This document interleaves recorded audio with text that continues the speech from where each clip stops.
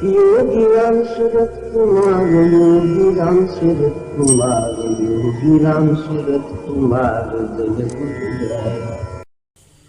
இறைவனுடைய அருளை சார்ந்துதான் எல்லாம் இருக்கிறது என்றாலும் நான் செய்கிறேன், நான் நினைக்கிறேன், நான் பேசுகிறேன் என்று நாம் சொல்லிக் கொண்டிருக்கும் வரையில், இந்த அகங்காரத்தின் பிடியில் இருக்கும் வரையில் நான் முயற்சியும் செய்ய வேண்டும்.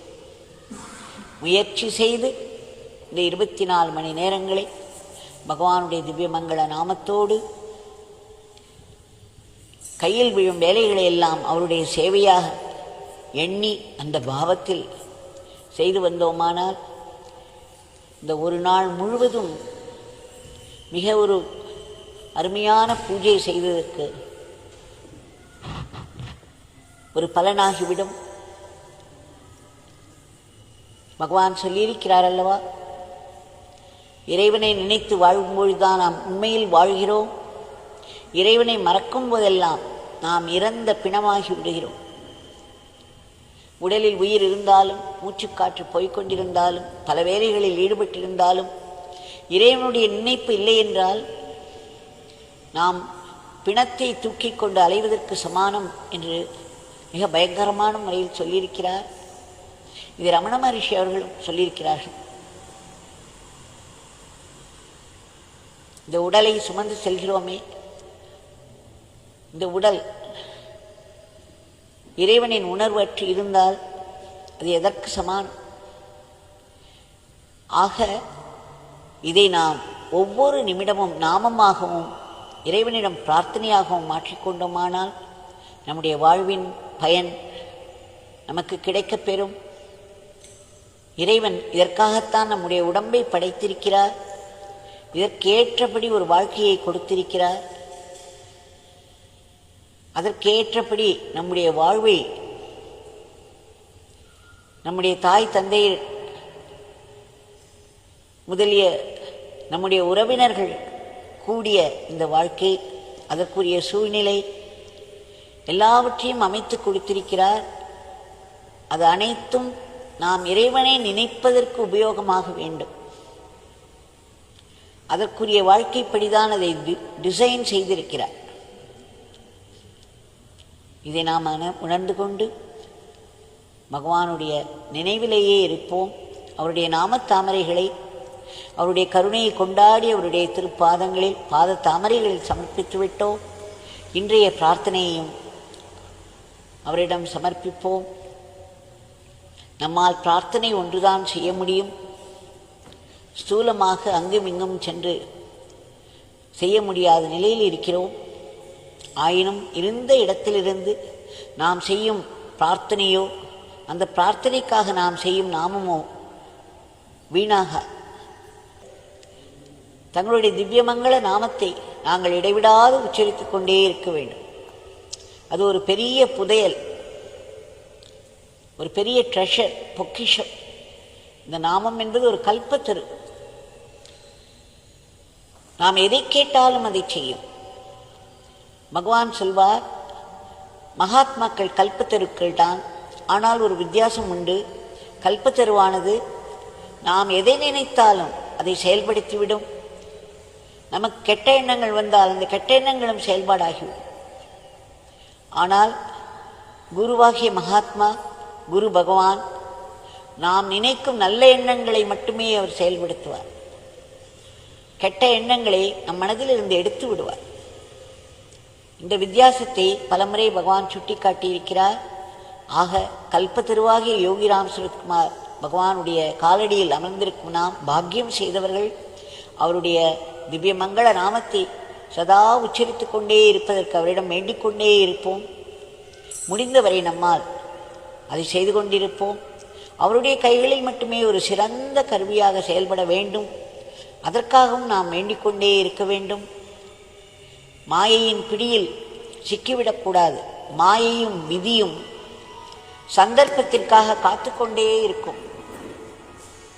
ஒரு சிறு இடைவெளி கிடைத்தால் கூட சட்டென்று உள்ளே நுழைந்து வேலை செய்ய ஆரம்பித்துவிடும்.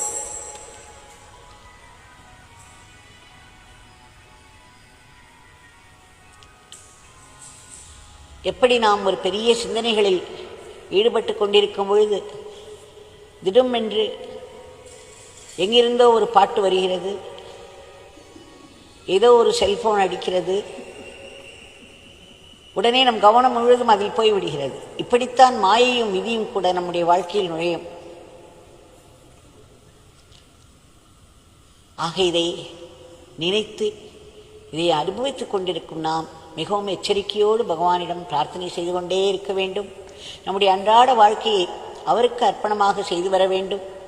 இறுதியாக அந்த பேரானந்த பெருநிலை என்பது நமக்குள்ளே வரக்கூடிய இந்த ஆனந்தமானது இப்பொழுது மாயையின் பிடியில் இருப்பதனால் ஏதாவது ஒரு பொருளை சார்ந்து இருக்கும் அல்லது ஒரு மனிதனையோ அல்லது ஏதோ ஒன்றை சார்ந்து இருக்கக்கூடிய ஆனந்தம். நம்மிடம் அன்பாய் இருக்கும் உறவினர் மாறி நடந்துவிட்டால் அந்த ஆனந்தம் போய்விடும். நமக்கு கிடைக்க வேண்டிய பொருள் நமக்கு கிடைக்காவிட்டால் அந்த ஆனந்தம் போய்விடும். ஏதோ ஒரு குறையை மனம் பிடித்து கொண்டு எத்தனை ஆசீர்வாதங்கள் நம்மிடம் இருந்தாலும் இல்லாத ஒன்று குறைபாட்டை மனம் பிடித்து கொள்ளும். அந்த எண்ணமானது நம் உயிரை ஆட்கொண்டு வாழ்வை ஒன்றுமில்லாமல் செய்துவிடும். அவ்வளவு எச்சரிக்கையாக நாம் இருக்க வேண்டியிருக்கிறது. ஆனால் நமக்குள்ளே ஒரு பெரிய புதையல் பொக்கிஷம், எதை சார்ந்தும் இல்லாத ஒரு பேரானந்தம், பிரம்மானந்தம் என்று சொல்வார்கள். அந்த பிரம்மானந்தத்தில் நம்ம எல்லோருக்கும் பிறப்பு உரிமை. உலகத்தில் உள்ள அத்தனை ஜீவராசிகளுக்கும் அந்த உரிமை உண்டு. ஆனால் அதற்கான முயற்சிகள் நடக்க வேண்டும். பகவானிடம் வேண்டிக் கொள்வோம். நம் மனம் முற்றிலும் தூய்மையாக வேண்டும். நம்முடைய பகவான் அதற்காக அவருடைய நாமத்தை கொடுத்திருக்கிறார். பகவான் அவருடைய நாமத்தை கிரவுன் ஜுவல் என்று சொல்வார். இதை பலமுறை சொல்லியிருக்கிறேன். ஒரு பெண்மணி வந்து காணாமல் போன நகைகளை நினைத்து ஓவென்று அழுது கொண்டிருந்தார். பகவான் எத்தனை சொல்லியும் அவரால் அழுகையை கட்டுப்படுத்த முடியவில்லை.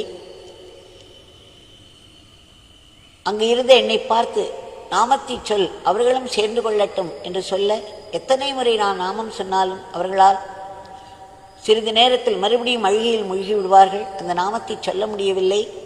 அப்பொழுது பகவான் சொன்னார், அவர்கள் காணாமல் போன நகைகளையும் சொத்துக்களையும் நினைத்து அழுது கொண்டே இருக்கிறார்கள். இந்த பிச்சைக்காரன் ஒரு பெரிய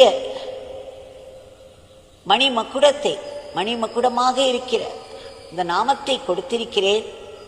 இதை அவர் சூடிக்கொண்டால் பெரிய சக்கரவர்த்தியாகி விடலாம். ஆனால் அவரால் அதை எடுத்துக்கொள்ள முடியவில்லை. காணாமல் போன நகைகளை நினைத்து கொண்டே அழுது கொண்டிருக்கிறார் என்று சொன்னார். இப்படித்தானே வாழ்க்கையில் நாம் எதையோ ஒன்றை பிடித்து கொண்டு அழுது கொண்டே இருக்கிறோம். நம் கையில் பகவானுடைய நாமம் இருக்கிறது. இந்த நாமத்தை பிடித்து கொண்டு அந்த பேரானந்தத்திற்கு செல்வோம் என்ற நினைப்பு போய் ஏதேனும் ஒரு குறையை பிடித்து கொண்டு யாரேனும் செய்த தவற்றை நினைத்து கொண்டு வாழ்க்கையை நாம் வீணாக்குகிறோம். அதனால் பகவான் சொன்னதை நினைத்துக் கொள்வோம். அவருடைய நாமமானது கிரவுன் ஜுவல், அதாவது மக்குடத்தில் இருக்கக்கூடிய அந்த விலைமதிப்பற்ற அந்த மணி, அந்த நாமத்தை பிடித்துக்கொள்வோம். நம்முடைய வாழ்க்கையே பகவானுக்கு உரிய சேவையாக மாற்றிக்கொள்வோம். முற்றிலும் தூய்மையான மனதில் எப்பொழுதும் உயிரோட்டமாயிருக்கும் தெய்வீக இருப்பை உணர்ந்து கொள்ள முடியும். நம்முடைய வாழ்க்கையில் நடக்கும் நிகழ்ச்சிகளும் சரி, உலகத்தில் நடக்கும் நிகழ்ச்சிகளும் சரி, அவைகளுக்கெல்லாம் பின்னால் தெய்வ சங்கல்பம் இருக்கிறது. தெய்வத்தின் பெரும் திட்டம் இருக்கிறது. நம்மால் அதனுடைய பொருளை புரிந்து கொள்ள முடியாது. ஆனால் இதன் பின்னால் தெய்வ சங்கல்பம் இருக்கிறது என்பதையாவது நம்மால் உணர முடியும். அதற்கும் அவருடைய அருள் வேண்டும். எல்லாவற்றிற்கும் மேல் வாழ்வின் கொடிய துன்பங்களிலும் துயரங்களிலும் கூட அவருடைய கருணை ஒளிந்து கொண்டிருக்கிறது. நம்முடைய விதி என்று, நம்முடைய கெட்ட கர்மாக்களின் பலன்தான், பாபங்களின் பலன்தான் இந்த துக்கங்களும் துன்பங்களும் என்று நாம் உணர்ந்தாலும், பேர் அன்பை உருவமாக கொண்டிருக்கும் அந்த இறைவன் அதனுள்ளே ஒரு ஆசீர்வாதத்தையும் வைத்து தருகிறார். அது என்ன ஆசீர்வாதம்? அந்த ஒவ்வொரு துயரமும் நம்மை பண்படுத்தி இறைவனை நோக்கி தள்ளும். நமக்கு இந்த உலகில் யாருமே கிடையாது, இறைவனை தவிர வேறு பலம் கிடையாது, மனித பலம் கிடையாது, பணபலம் கிடையாது, பதவி பலம் கிடையாது.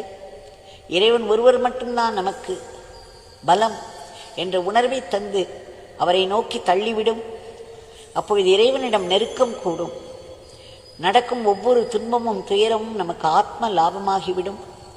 இந்த ஆசீர்வாதத்தை உணர்ந்து இதற்காக இறைவனிடம் நாம் நன்றியோடு இருக்க வேண்டும். இதை பகவான் அடிக்கடி வலியுறுத்துவார்.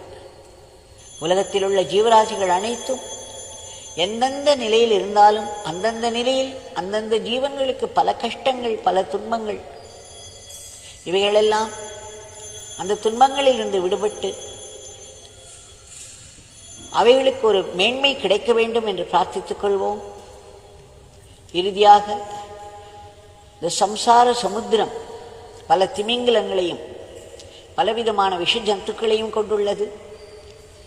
இந்த பிறப்பு இறப்பு சுழல் நம்மை அப்படியே உள்ளே அழைத்து உள்ளே இழுத்து அமுக்கிவிடும்.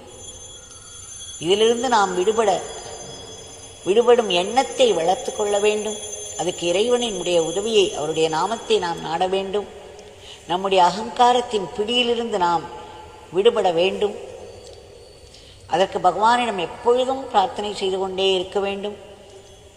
பகவான், எங்கள் அனைவருக்கும் மரணமில்லா பெருவாழ்வை கூட்டுவீங்கள். இதற்காக தங்களிடம் நாங்கள் ஆத்மார்த்தமாக மீண்டும் மீண்டும் பிரார்த்தித்துக் கொள்கிறோம். பிரார்த்தித்துக் கொண்டே இருப்போம். ஜெய் யோகிராம் சரத்.